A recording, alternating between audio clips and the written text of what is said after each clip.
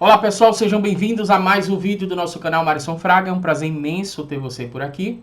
No vídeo de hoje a gente quer te falar uma atividade indispensável, na verdade é uma prática que eu quero te sugerir, uma atividade que eu quero te sugerir, que você comece a praticar desde já, caso você seja estudante de psicologia ou psicanálise, ou você seja também um psicólogo ou psicanalista iniciante, né?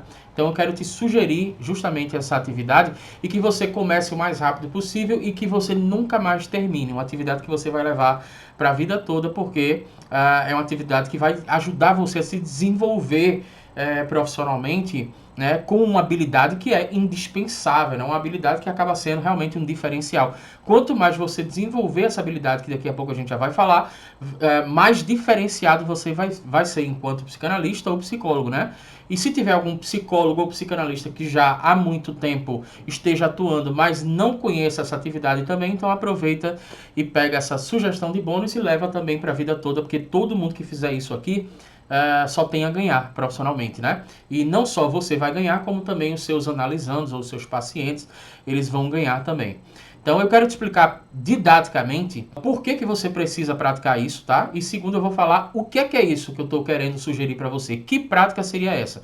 Então isso aqui eu vou deixar para o final porque eu acho que fica mais didático assim, tá? Eu queria te perguntar, por exemplo, queria que você refletisse o que é indispensável na clínica psicanalítica ou para qualquer psicólogo, independente da área que ele estiver atuando, o que é indispensável, né, para esses profissionais?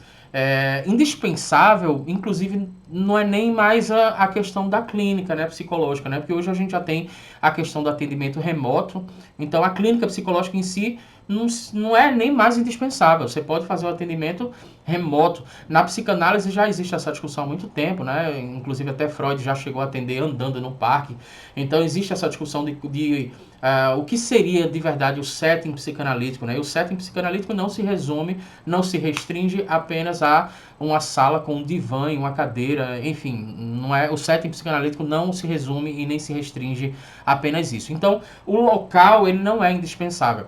O que é indispensável, por exemplo? Indispensável é a escuta. É a sua capacidade não de ouvir o que está sendo dito. Porque ouvir o que está sendo dito é fácil, todo mundo ouve, né? Mas eu quero falar sobre a questão de você escutar de verdade aquilo que está sendo dito. E fica com a gente até o fim, porque você vai entender o porquê que eu estou falando isso. A capacidade de um analista, a capacidade de um psicólogo de escutar de verdade, de estar inteiramente ali com o seu paciente, com o seu analisando, fazendo aquela escuta, é indispensável, mas eu preciso fazer uma observação para você, que a escuta não se restringe apenas ao momento em que o paciente, o analisando, ele começa a falar. E aí é que está o X da questão. E aí é que vai começar a fazer um certo sentido para você, porque daqui a pouco você vai descobrir o que é que a gente está sugerindo aqui, mas a partir disso que eu vou falar agora é que vai fazer um certo sentido para você quando eu te propuser essa atividade. Se eu chegasse aqui e gravasse um vídeo e falasse só sobre essa atividade, provavelmente você não ia dar muita importância, você ia dizer, isso aí é uma coisa muito boba, jamais eu vou perder meu tempo fazendo isso. Mas é justamente entendendo isso aqui que eu vou explicar a partir de agora, é que você vai entender a importância de fazer aquilo que a gente vai te sugerir daqui a pouco. Então o que é que acontece? A escuta, ela não se restringe ao momento que o paciente ele começa a falar. Na verdade, existe um livro bem interessante que fala um pouco sobre isso, que é a questão do Sim, a Psicanálise Cura, né, do Juan David Nasio, que é um psicanalista, o Nasio é um psicanalista argentino, se não me falha a memória. E o que acontece? Ele chega a falar nesse livro que a escuta começa justamente no ato em que ele recebe o seu analisando, ou seja, o seu paciente, no momento em que ele recebe na sala de espera, no momento em que ele justamente vai chamar aquele paciente na sala de espera, é justamente o momento que começa ali a escuta, porque ele fala que o primeiro momento da escuta parte de uma observação. E essa observação consiste em justamente você entender como é que está a linguagem não verbal desse paciente? Como é que está, por exemplo, a expressão facial, as microexpressões faciais? Como é que está, por exemplo, o olhar do paciente? Anda muito olhando para baixo? Ou ele consegue olhar para você? Ele está sorridente ou ele não está sorridente? Que roupa ele está vestindo? O que é que aquelas roupas falam para você? Então, aquelas roupas estão falando para você e você precisa escutar o que aquelas roupas, o que aquele comportamento, o que aquela expressão facial está falando com você. Eu quero que você entenda, por exemplo, que a questão da escuta é você desenvolver principalmente uma habilidade de ouvir, no caso, de escutar, não aquilo que está sendo dito, mas aquilo que também não está sendo dito. E eu diria até mais, para corrigir essa frase. A grande habilidade, a grande sacada é você aprender a escutar aquilo que está sendo dito sem a utilização de palavras. Porque em todo momento o teu paciente está te falando alguma coisa. Eu estava conversando até com a psicóloga sobre essa questão de você escutar o paciente em silêncio, ou seja, você escutar o paciente sobre o que ele está falando para você sem abrir a boca. E aí ela me falou uma coisa interessante. Ela falou, olha, eu até vou mais além do que essa questão do násio. Eu diria que dá para você escutar o paciente até pela forma como ele chega. Será que ele foi encaminhado por alguém? Será que ele está em crise? Será que a família está trazendo ele? Será que ele está vindo forçado? Então, a maneira como ele é encaminhado para o seu consultório é também uma forma de você entender aquilo que está sendo dito para você, que muitas vezes analistas e psicólogos não conseguem escutar. Então, entendida essa primeira parte, né, que o processo de escuta do seu paciente, do seu analisando, não começa apenas quando ele começa a falar, mas simplesmente quando você vai observá-lo como um todo e tentar entender aquilo que está sendo dito para você sem ele abrir a boca. E deixa eu abrir um parênteses aqui, interessante, que eu acho que você vai gostar dessa informação.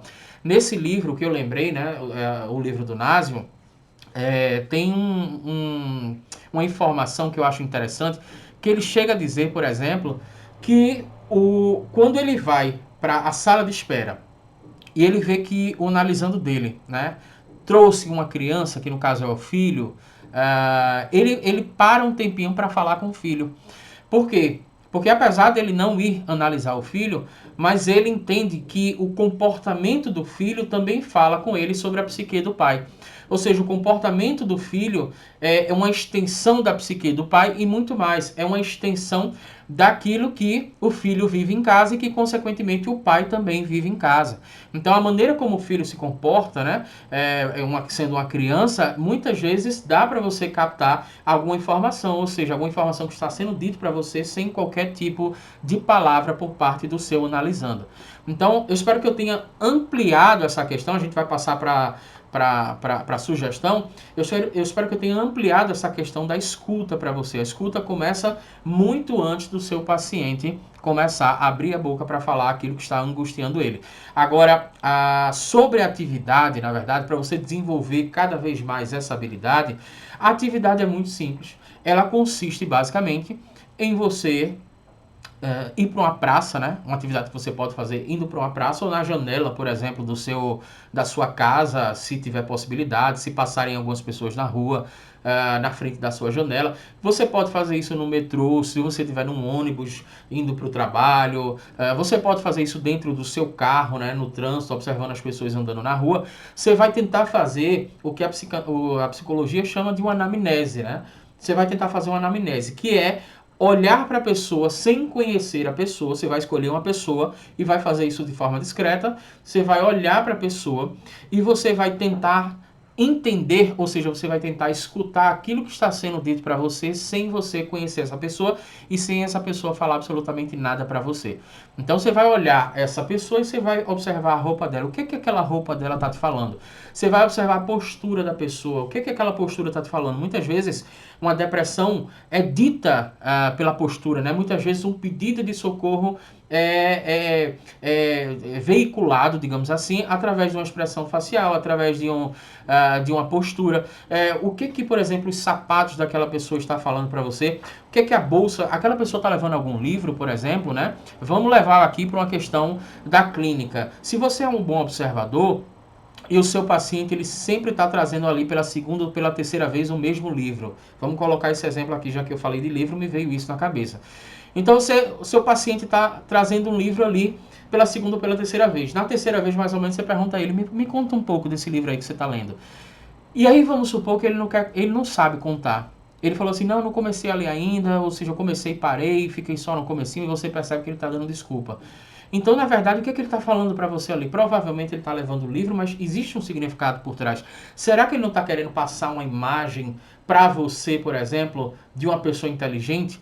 E aí, qual é a necessidade que ele teria de passar uma imagem de uma pessoa inteligente para você que é o analista dele ou para você que é o psicólogo? Porque a quem ele está querendo provar isso? Como é que se dá esse processo de transferência? Aí você começa a entender como foi o contexto infantil como foi a criação, por exemplo, de um determinado ser humano, de um indivíduo, simplesmente numa situação como essa, simplesmente fazendo essa observação. É por isso que eu sugeri para você ir para um parque, ou você ir para qualquer lugar que você for, e você, quando tiver um tempinho, deixa um pouco o teu celular de lado e observa uma pessoa e tenta escutar o máximo que aquela pessoa está te falando sem ela abrir a boca.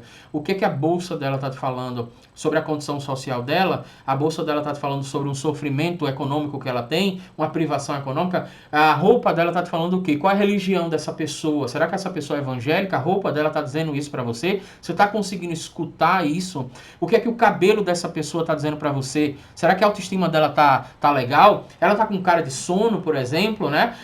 Que horas são? São mais ou menos 10 horas. A pessoa tá com cara de sono. Será que essa pessoa tá... o que isso está dizendo para você? Isso poderia ser uma depressão? Isso poderia ser, na verdade, um problema que está com... Uma pessoa que está com problema de insônia, na verdade. Por que ele estaria com esse problema? Será que tem problema na família? O que as tatuagens dessa pessoa diz para você? Então, as pessoas com as quais você se relaciona, e eu diria até mais, com os ambientes, né, onde você vai, você está se relacionando com diversas pessoas e elas estão falando coisas para você. Eu quero só finalizar aqui esse vídeo, só para você entender a importância de você fazer essa atividade. Eu lembrei agora do caso da Mércia, né? O caso da Mércia Nakashima e o Misael Bispo, né? E tem uma questão interessante, o Misael Bispo teria ali assassinado, ele vai dizer que não, mas enfim, segundo investigações, foi ele que assassinou a Mércia Nakashima. Não sei se você consegue lembrar desse caso, mas ele levou ela para uma represa em Nazaré Paulista, né? Atirou nela e jogou o carro dela justamente nessa represa, para que o carro nunca mais fosse encontrado, né? E ele dizia justamente que ele não tinha feito aquilo. Só que tem um detalhe para você entender a importância da observação, a importância de você escutar aquilo que não está sendo dito para você. Quem estava investigando esse caso era o delegado Olim. E o delegado Olim, ele diz que tem uma mania de observar sapato. Ele pegou essa mania com o trabalho dele de delegado de observar sapato. E aí ele observou toda vez que o Misael era convocado para depor, né? Ele era intimado, na verdade, para depor, ele ia sempre com o mesmo sapato. Então ele gostava de usar aquele sapato, ele só tinha aquele sapato. Dificilmente ele só tinha aquele sapato, porque ele era advogado, ele tinha um escritório de advocacia, então provavelmente era o sapato que ele gostava mais. Aí é que vem a grande sacada.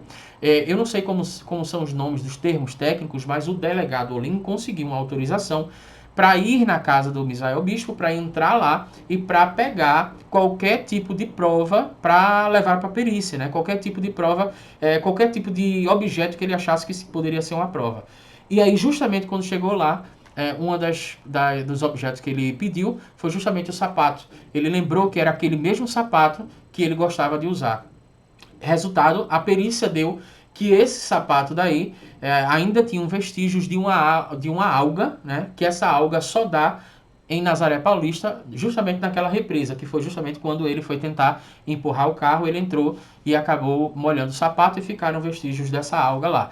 Então, isso já coloca ele na cena do crime, e aí você pode estar falando, mas isso não tem nada a ver com questão de psicólogo, psicanalista, isso foi um delegado. Mas, na verdade, o psicólogo ou psicanalista, ele também faz um trabalho investigativo muitas vezes, né? Ele também tem que entender, por exemplo, como eu falei desde o início, eu venho falando do início desse vídeo, a escuta não se dá sobre aquilo que o paciente está dizendo, mas também se dá sobre aquilo que o paciente está falando sem precisar abrir a boca. Então isso também é um trabalho de investigação.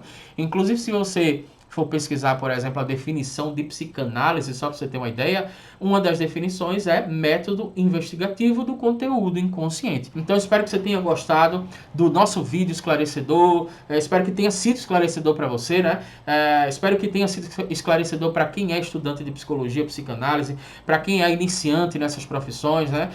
Espero que você tenha gostado. Se inscreve no nosso canal, ativa o sininho para você receber as nossas próximas notificações, e a partir de agora estão aparecendo 2 vídeos, um deles sou eu que estou te indicando, o outro é o próprio YouTube que está te indicando. Então vamos combinar o seguinte, eu quero te ver em algum desses vídeos, tá? Forte abraço e eu te vejo por lá.